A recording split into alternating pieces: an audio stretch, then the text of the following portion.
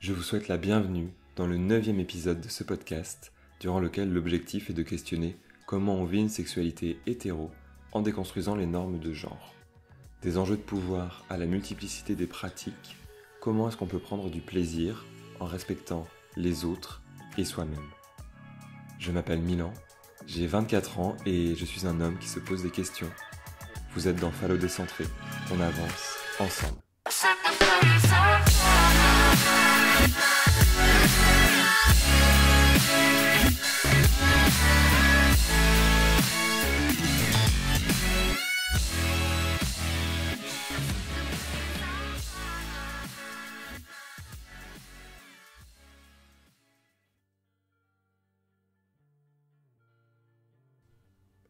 Pour ce 9e épisode, je souhaite l'amener d'une manière différente des autres rendez-vous qu'on a pu avoir jusque-là. Après avoir accumulé des expériences diverses dans l'univers de la sexualité, après avoir rencontré des personnes différentes qui m'ont aidé à avoir un point de vue large sur ces questions, j'aime l'idée de construire cet épisode en parlant à mon moi adolescent, et qui s'apprête à rentrer dans sa vie sexuelle. C'est ce que j'aurais aimé que l'on me dise, et que je pose ici comme un témoignage pour les jeunes garçons qui m'écoutent en ce moment. Je précise également que je suis hétérosexuel, je ne peux donc pas parler de sexualité homosexuelle, et je ne peux pas parler, puisque je suis un homme cisgenre, des sensations physiques que peuvent ressentir les femmes.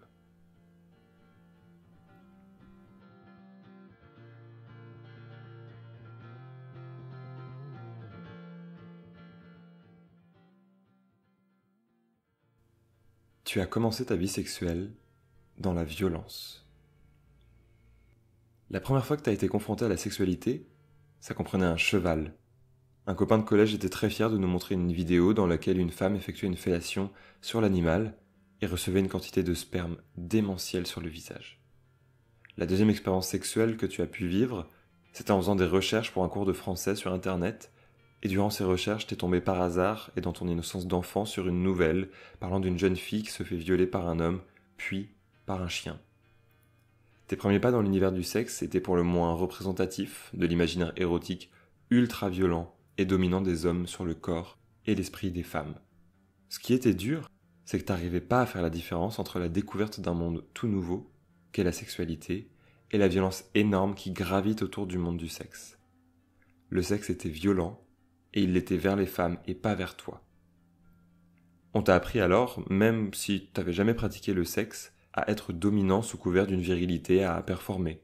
Tu te rendras vite compte que tu ne vas pas mettre ton énergie dans la construction de ta sexualité, mais dans la déconstruction d'une sexualité violente et oppressive.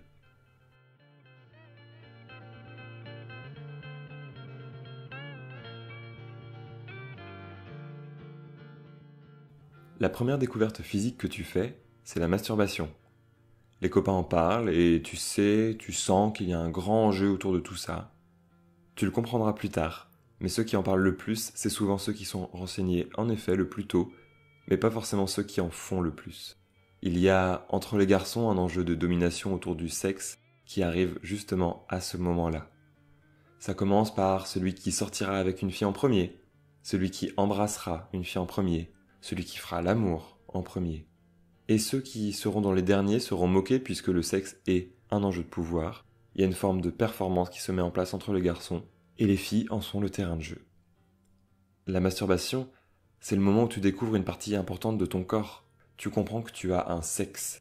C'est une étape énorme, parce que ce que tu appelais ton zizi n'a pas plus d'importance que ta main ou ton oreille. C'est un élément de ton corps qui a une utilité, et point. Mais avec la découverte du plaisir solitaire, ton zizi, il devient ton sexe. Et c'est une grande étape. Les premiers moments où tu fais des essais, ils sont un peu hasardeux, mais t'as bien compris que c'est quelque chose d'agréable, destiné à avoir du plaisir, et que ce plaisir, il est intime. Tu sens que tu veux pas en parler à tes copains peut-être, et encore moins à tes parents. Et t'en as tout à fait le droit puisque c'est à toi. Et c'est très sain.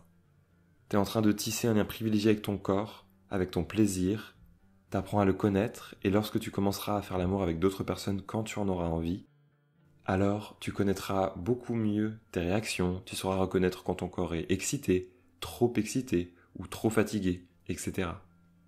C'est quelque chose d'intime, mais tes copains ils arrêtent pas d'en parler. Peut-être que toi, t'as pas forcément envie d'évoquer tes expériences. Et ça fait pas de toi quelqu'un d'étrange. Ça fait pas de toi quelqu'un de coincé. Tu choisis juste de placer ton niveau d'intimité. Ce plaisir solitaire, il est à toi. Il fait partie de ton jardin secret et personne n'a le droit de te culpabiliser sur ton rapport à la sexualité.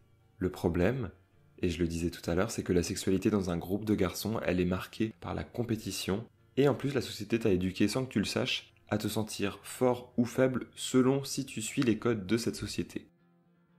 Par exemple, si tu avais été le premier à te masturber, tu aurais pu t'en vanter, t'aurais été hyper cool parce que t'aurais été le premier à faire l'expérience, mais en fait t'aurais fait un spectacle de ton intimité.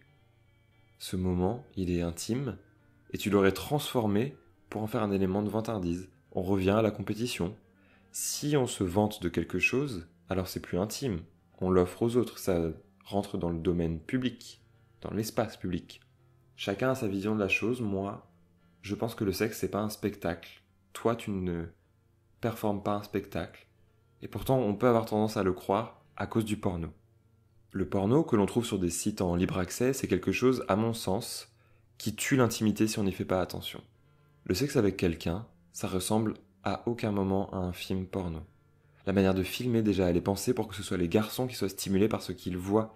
Les femmes, dans les films pornographiques, finalement, elles sont que des orifices qui sont destinés à recevoir un pénis. J'insiste vraiment sur ce point. La sexualité, entre un homme et une femme, en tout cas de ce que je connais, elle est extrêmement diverse. Elle peut être douce ou plus musclée, joueuse, très lente ou au contraire très rapide. Elle peut être dans un moment de plaisir partagé, comme la pénétration par exemple, et j'en reparlerai plus précisément un peu plus tard. Ou au contraire, elle peut être pensée comme un moment uniquement pour une des deux parties. Par exemple, faire un cunilingus ou caresser la prostate de l'autre et que la relation sexuelle s'arrête là. Le porno tue toute cette diversité. Et on peut le découvrir au moment où on construit notre sexualité. C'est la pire manière qui soit d'apprendre à faire du sexe de qualité où chacun prend du plaisir et se sent libre. Et en plus, il existe beaucoup d'autres moyens d'avoir une création d'érotisme avec soi ou avec quelqu'un d'autre. Par exemple, alors la pornographie féministe, qui met l'accent sur le plaisir des deux partenaires et pas seulement d'un homme, des podcasts sexuels qui vont chercher l'excitation par l'audio. Il y a également de la poésie érotique, des romans érotiques, des nouvelles érotiques. En bref, il existe beaucoup d'autres moyens de susciter l'excitation que le porno violent pour les femmes. Mais je reviens à mon fil rouge, tu as donc un rapport à la masturbation qui s'est construit. Tu as ton rapport intime à ça. Tu en parles peut-être à tes amis, et arrive le moment où tu as envie de faire l'amour avec quelqu'un. Ça peut être ta copine, ça peut être une fille que tu aimes bien. L'important, c'est que tu puisses en parler avec elle. On peut entendre que la sexualité, c'est quelque chose d'animal, d'instinctif, que ça ne se réfléchit pas, mais que ça doit se vivre. C'est une grosse connerie. La sexualité, en effet, elle est basée sur un partage de l'instant avec son ou sa partenaire, mais elle se construit exactement comme on construit une relation amicale ou amoureuse. C'est bien pour ça qu'on parle de relation sexuelle. Le sexe, ça se discute. Il faut dire ce que l'on aime, il faut dire ce que l'on n'aime pas, il faut demander à l'autre si il ou elle a envie de telle ou telle chose, et ça sera jamais bizarre. C'est toujours bien de poser une question, de demander avant de tenter quelque chose, parce que ça s'appelle le consentement. Et c'est nécessaire pour respecter ton ou ta partenaire. Si tu ne le fais pas, t'es violent. Et il n'y a pas d'entre-deux, il n'y a pas de zone grise. Si tu ne demandes pas à l'autre ce dont elle ou il a envie, si tu fais quelque chose sans demander la permission, simplement parce que tu en as envie, t'es violent.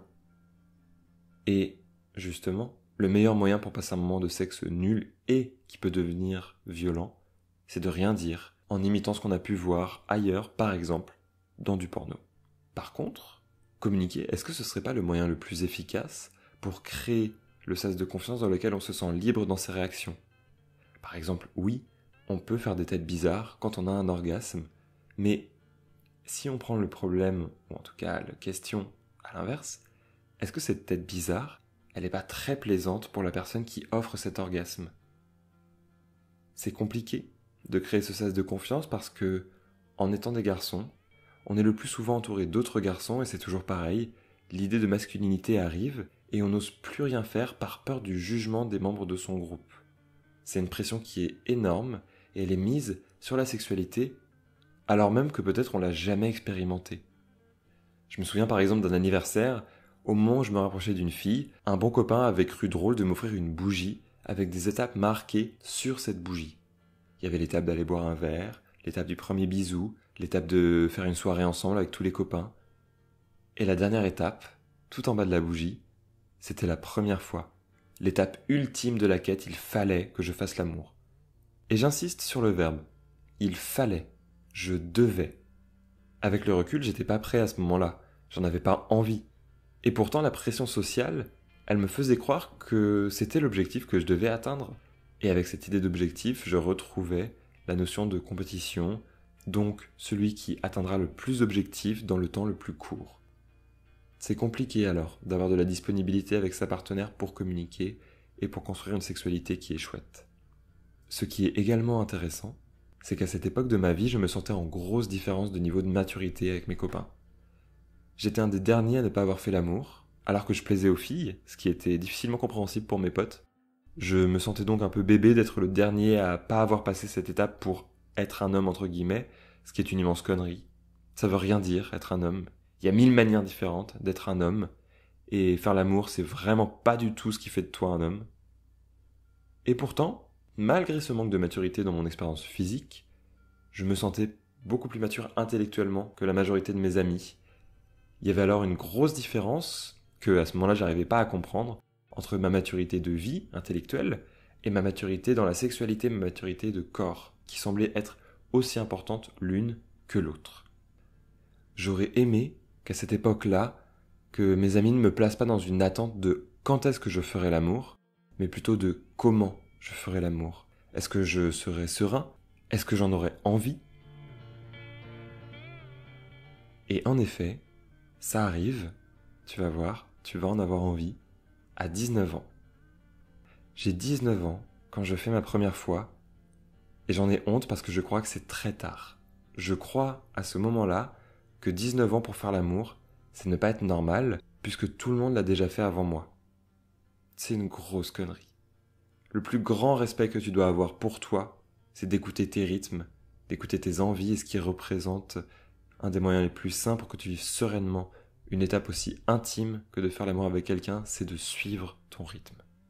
On a tendance à penser que la société elle a un regard sur notre sexualité, que notre corps physique, ce qu'on ressent physiquement, il est forcément verrouillé à notre corps social, ce qu'on doit faire pour exister dans la société. La sexualité, elle est multiple, elle est solitaire, elle est à deux, elle est à plein. Elle ne prend racine que dans les désirs que l'on a et dans le respect que l'on met en œuvre pour le désir des autres. Je te disais donc que tu vas avoir envie de faire l'amour pour la première fois et tu sais pas du tout comment faire. Tu as pu avoir l'impression en regardant du porno que tu serais prêt, que tu saurais comment faire l'amour. Et pourtant, une fois arrivé sur le moment, tu vas passer une nuit entière à faire des bisous avec ta copine de l'époque sans même avoir l'idée d'aller vers son sexe. C'était une zone que tu connaissais pas et t'étais vraiment trop intimidé pour oser tenter quelque chose, donc tu restais sur ce que tu savais faire, des bisous et des caresses sur le corps. Ce à quoi le lendemain, cette fille a pu te dire « C'est drôle que l'on n'ait pas fait l'amour ». Je comprends pourquoi elle a pu dire ça, puisque le contexte de passer la nuit ensemble, c'était peut-être clairement, en tout cas destiné à une intimité physique. Et en même temps, non, c'est pas drôle que vous ayez pas fait l'amour, parce que vous en aviez pas vraiment parlé. Et beaucoup de monde croit que le sexe c'est instinctif et il a pas besoin d'être discuté. De mon expérience, le meilleur sexe instinctif, c'est celui que tu fais avec une personne que tu connais très intimement. Le sexe avec quelqu'un que tu connais pas, ça demande encore plus à être discuté, à être construit. La sexualité des films porno où deux personnes se rencontrent et font l'amour comme si c'était une sorte de chorégraphie parfaitement exécutée, ça tient à une seule possibilité. Ce sont des acteurs. C'est écrit. Alors, j'écarte pas l'idée que rencontrer quelqu'un et faire l'amour de manière incroyable comme ça, naturellement du premier coup, c'est possible. C'est très rare.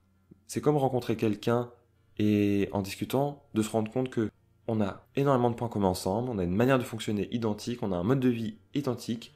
C'est possible, mais c'est très rare.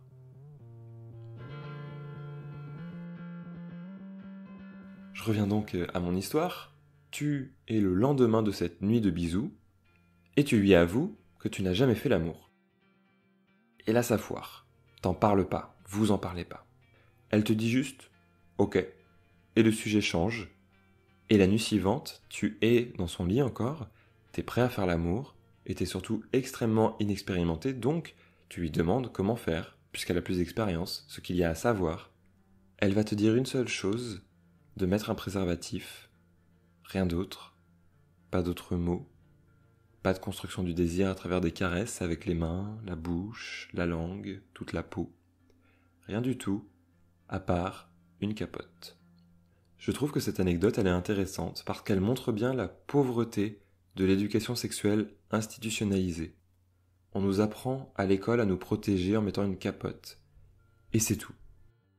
L'éducation nationale, donc le système étatique, n'apprend pas à ses enfants à partager du plaisir. Il leur apprend à se protéger d'un danger. Il associe la sexualité dans sa première rencontre avec un adolescent ou une adolescente à un danger. Comment, alors, est-ce qu'on peut s'étonner que tant d'hommes ne sachent pas ce qu'est un clitoris? J'ai appris l'existence de cet organe féminin dédié uniquement au plaisir via une amie qui m'a raconté, et ça me met en colère. J'attends d'une organisation d'État à ce qu'elle éduque pour vivre mieux. Et la pudeur autour de la sexualité n'amène qu'à en faire un danger de transmission de maladies.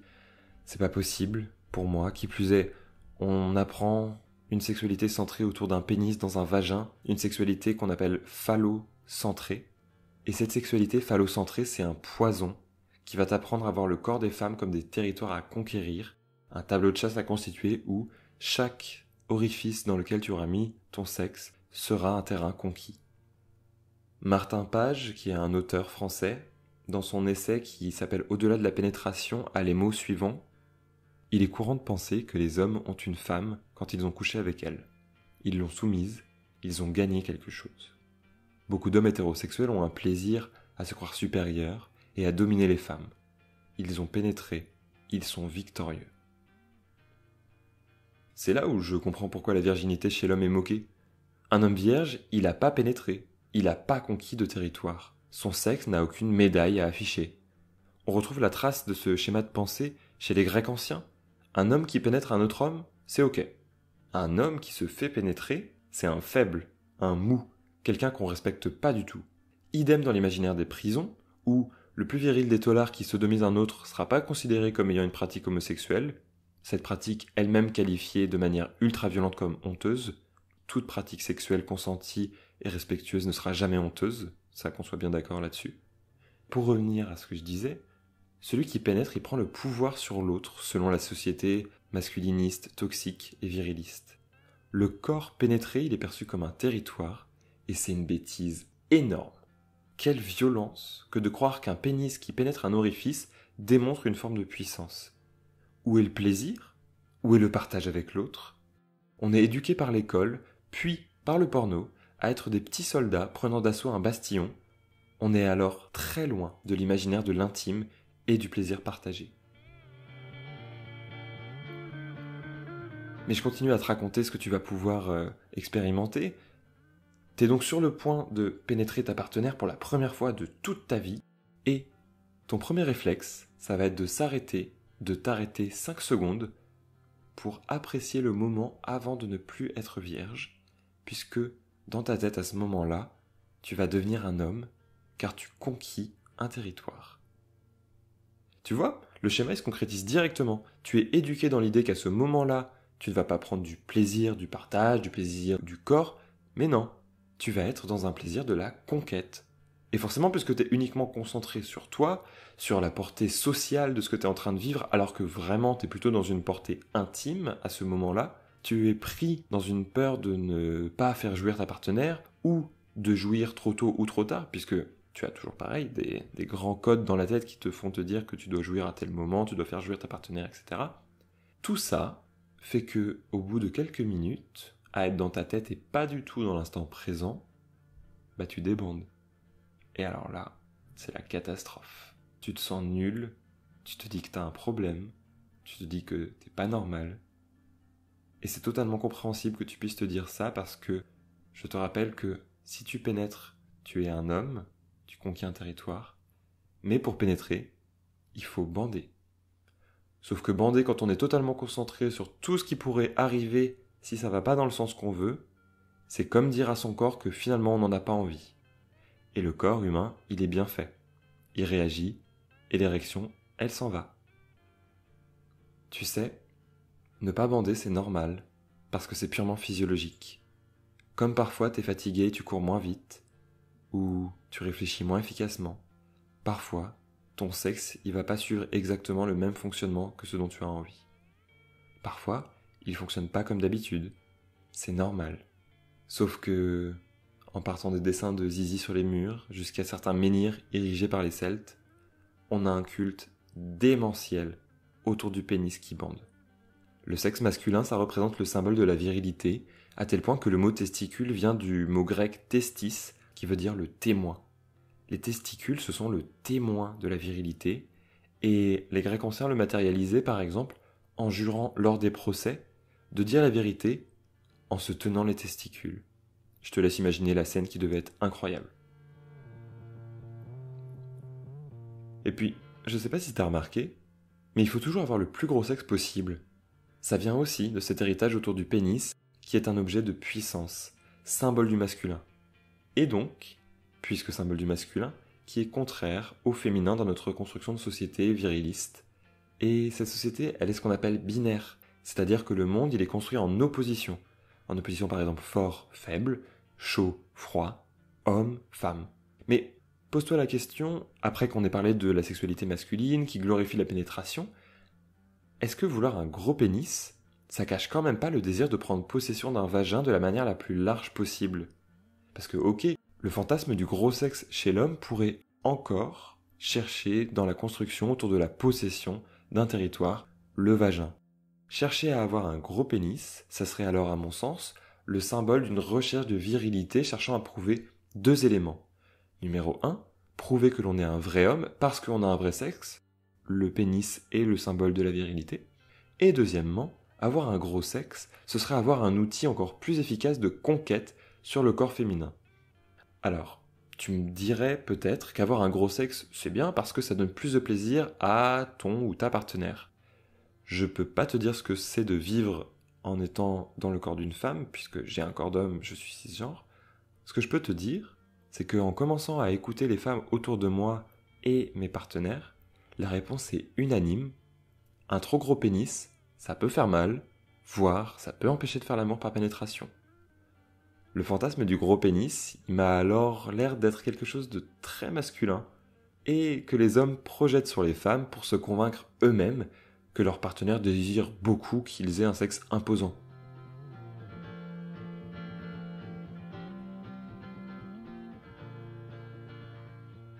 Pour conclure, j'ai appris des choses et je me suis renseigné sur certaines bêtises que j'ai pu entendre, que j'ai pu dire ou faire. Je te propose alors de te donner une liste de toutes les informations que je veux t'offrir pour vivre une sexualité la plus heureuse possible avec toi-même et avec les autres. Ces informations ou expériences que je te partage, elles proviennent de mon histoire. Elles sont pas exhaustives, elles représentent pas le monde puisque je pense que personne ne peut parler de manière globale d'un sujet aussi vaste et aussi riche que la sexualité. Ce sont des propositions, je te les offre parce que j'aurais vraiment aimé qu'on me les offre lorsque j'ai commencé en étant adolescent avec mon rapport à la sexualité. Ce sont que des propositions, je te les offre puisque j'aurais aimé qu'on me les offre à moi quand j'étais adolescent. J'aurais aimé qu'on me les offre pour que je commence ma vie sexuelle beaucoup plus sereinement que ce que j'ai pu vivre. Numéro 1, les préliminaires ça n'existe pas. La pénétration c'est pas faire l'amour, puisque c'est une pratique parmi beaucoup d'autres. Caresser, effleurer, lécher, se regarder, se parler, et tout ce que tu peux imaginer dans le respect de toi et de l'autre, ça, c'est faire l'amour. Numéro 2, parler de sexe avec mes partenaires et demander ce qui pouvait plaire, ce qui pouvait faire peur, intriguer, ça a toujours rendu ma sexualité plus intense physiquement, émotionnellement, et ça l'a rendue plus sereine. Toujours, toujours. Numéro 3, si tu bandes pas, ça n'arrête pas le moment d'intimité, et c'est pas grave. Tu peux donner beaucoup de plaisir sans ton sexe.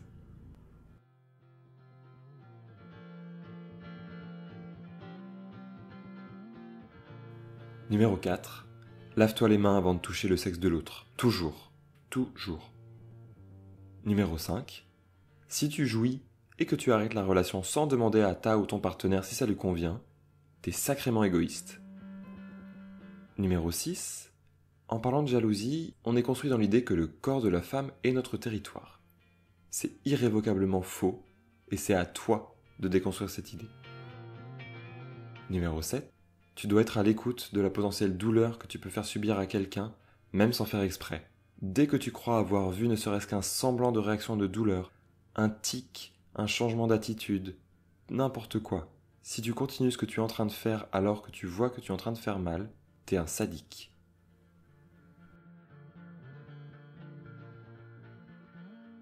Numéro 8. Ce qu'un ou une de tes partenaires aimait peut être détesté par quelqu'un d'autre. Il faut parler pour le savoir. Numéro 9. Croire que tu peux faire aimer à quelqu'un une pratique qu'il ou elle dit ne pas aimer, c'est extrêmement prétentieux. Numéro 10. Tu as le droit de dire non. Et tu dois dire non si tu ne veux pas quelque chose. Et si l'autre ne le respecte pas, alors c'est une agression. Numéro 11. Si tu es un homme, alors tu es fertile tous les jours de ta vie. Une femme ne l'est que quelques jours par mois. Tu dois être impliqué dans la contraception. Numéro 12. Chaque vulve est différente, chaque corps est beau. Si tu juges une personne avec une vulve sur l'esthétique de son sexe, tu mérites pas d'avoir une relation aussi intime que la sexualité avec cette personne. Numéro 13.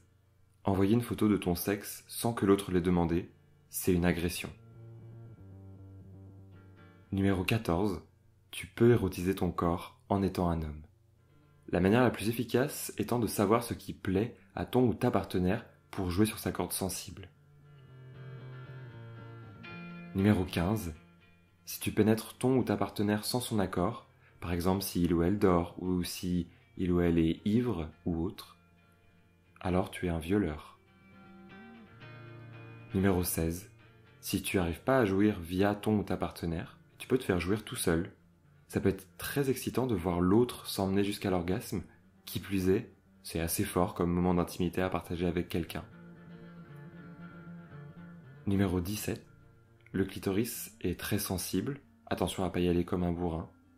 Cependant, la meilleure manière pour être au top, c'est de demander à l'autre ce dont il ou elle a envie et de suivre ses indications. Numéro 18. Si tu n'as pas envie de faire l'amour, c'est ok. Ta sexualité, elle ne regarde que toi. Elle ne te définit pas en tant qu'individu. Tu as le droit de faire tout ce que tu veux, tant que cela n'atteint personne.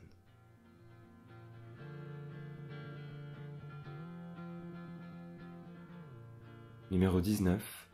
Être dans la sursollicitation pour faire l'amour peut être quelque chose de stressant pour l'autre.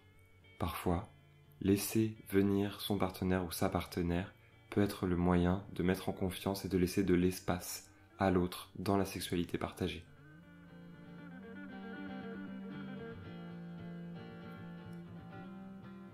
Numéro 20. La sexualité, c'est un endroit de partage, un endroit où on donne une partie de son intimité à l'autre. C'est important de savoir que ce don, il est précieux, tant pour ce que on donne que ce que l'on peut recevoir.